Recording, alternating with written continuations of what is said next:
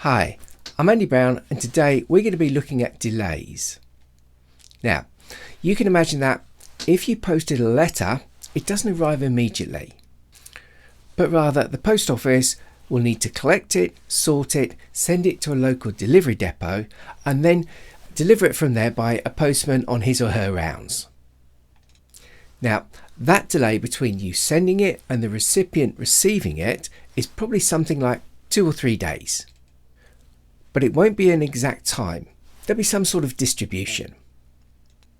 And we're interested in those distributions and how they may affect how things behave in our systems.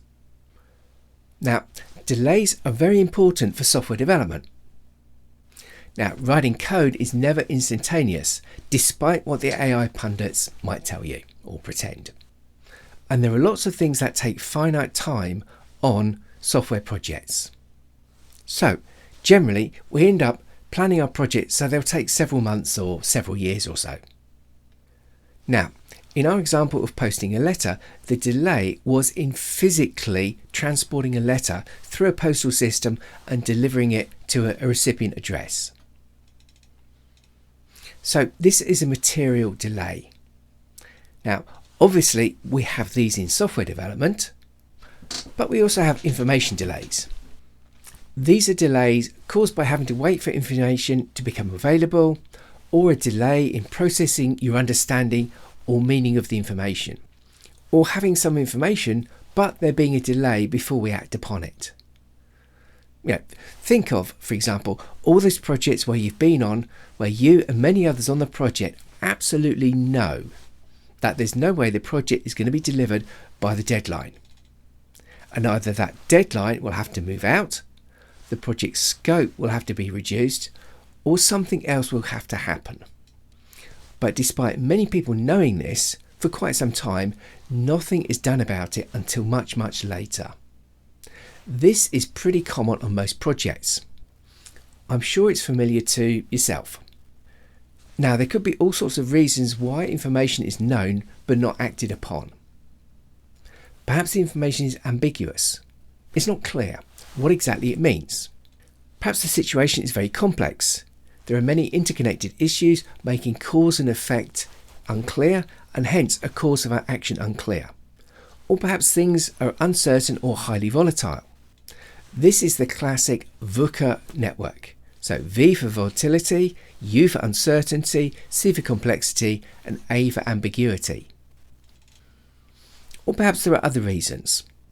A common one is that the organisation has a reputation for shooting any messenger who comes bearing bad news. So nobody wants to be that messenger. Or there could be other reasons. In this video, we won't dig into why there's a delay in the information flow. We're interested more in how these delays in the flows affect our systems. We're going to start by looking at a very simple delay. It's known as a first order delay. There's only one stock or reservoir that leads to a delay. Here it is, and you can see it's very simple. You have a box representing the stock. You have a flow into that stock named input. And you have a flow out of that stock named drain. Now, if we open up the equation for the stock, you can see that it's simply the aggregate of the input minus the drain. And we set an initial value of 500. If we open up to see the equation for the drain, we see that the rate at which items flow out from the stock is proportional to the stock divided by the average delay time. So, if we have lots of stock, our outflow into a drain will be high.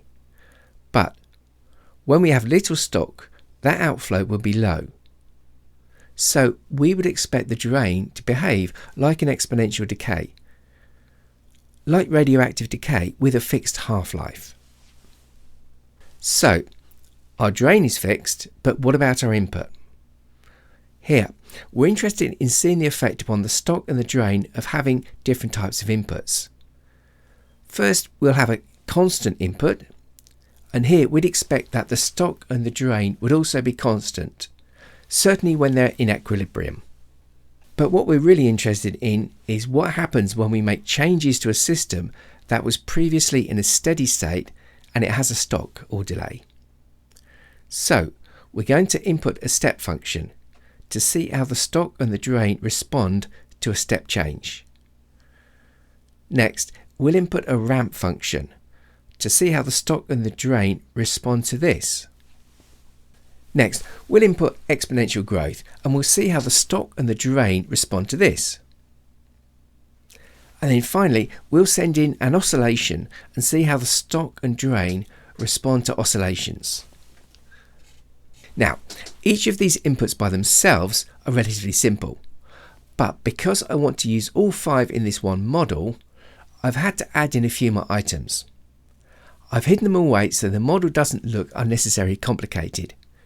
But if I move here from top level to depth 1, you can see part of what I've hidden. This is the growth profile, which is simply a number from 1 to 5. Those numbers simply represent the different input profiles I want to use. And to use some of those profiles, I've had to add in a few more variables. So if I move from showing level depth 1 to showing level depth 2, you can see these other variables. If I open up the input flow, you can see how this input is controlled. It looks complicated, but it's simply a series of nested if statements. If the growth profile is equal to 1, then I send in a constant input. If the growth profile is equal to 2, then I send in a step function at time 0. If the growth profile is 3, then I send in a ramp. If the profile is 4, then I send in an exponential growth. And if the profile is 5, then I send in an oscillation. Let's run the model and see what happens. Let's move to the control panel view that I created. Here you can see we have 4 graphs.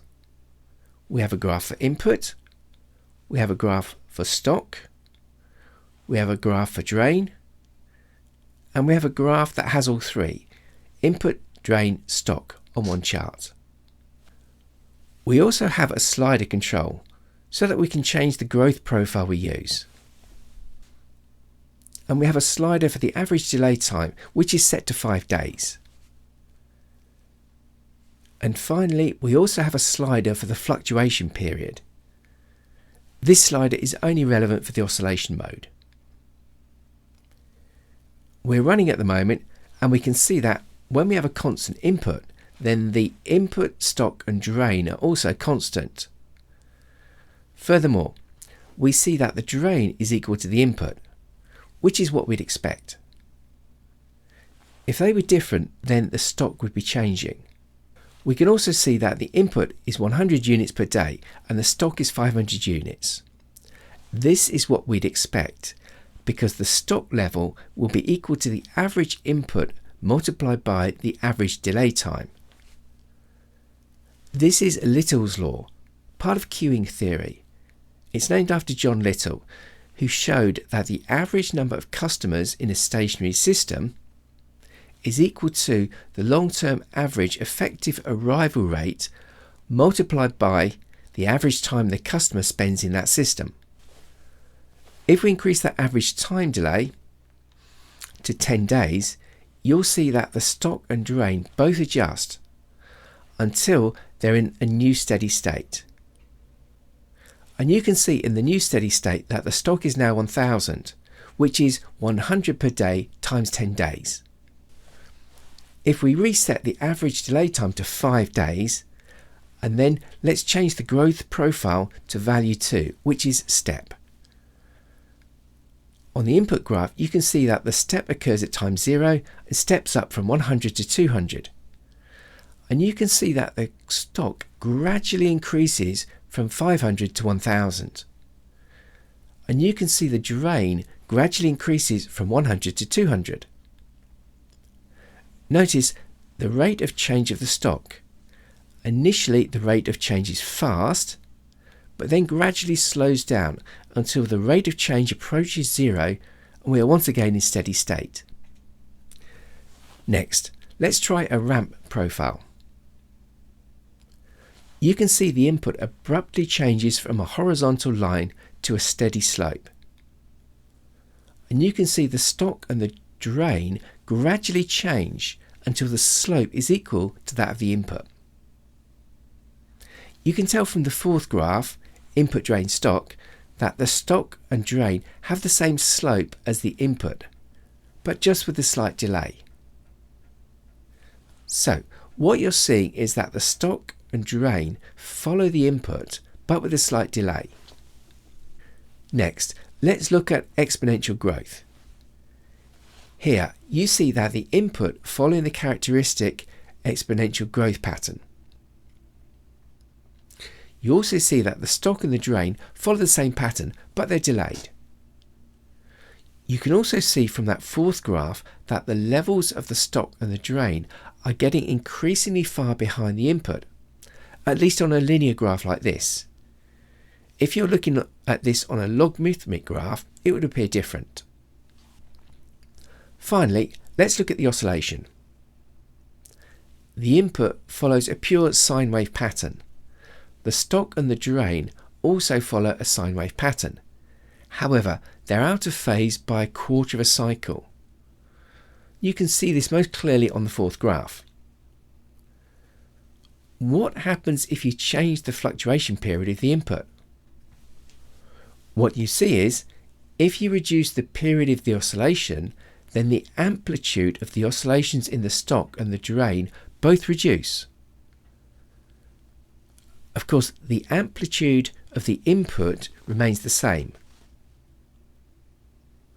Conversely, if you increase the fluctuation period, then this amplitude increases. This is useful information to understand. If you have long periods of oscillation, then you can build up large amplitudes in your stock. And this has important implications for things like supply chains. You can imagine that if you have a supply chain with long periods of oscillation, then you can get situations where either you end up with mountains of stock you cannot get rid of, or you run out of stock and cannot replenish it for some period. Of course, this is assuming that negative stocks are not possible. So we've seen that using just this simple model, we can understand some of the effects that delays have on our systems.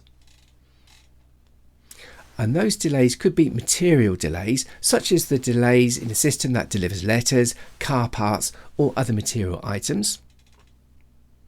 All those delays could be information delays, where those delays are due to things such as delays in receiving information, delays in processing information, delays in acting upon that information, such as updating your perception or beliefs about whether a project is on track or not.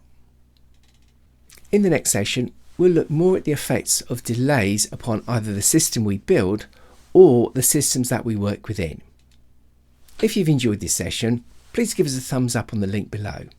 And if you're interested in this topic, please hit the subscribe button. Thanks for watching, and I hope to see you again.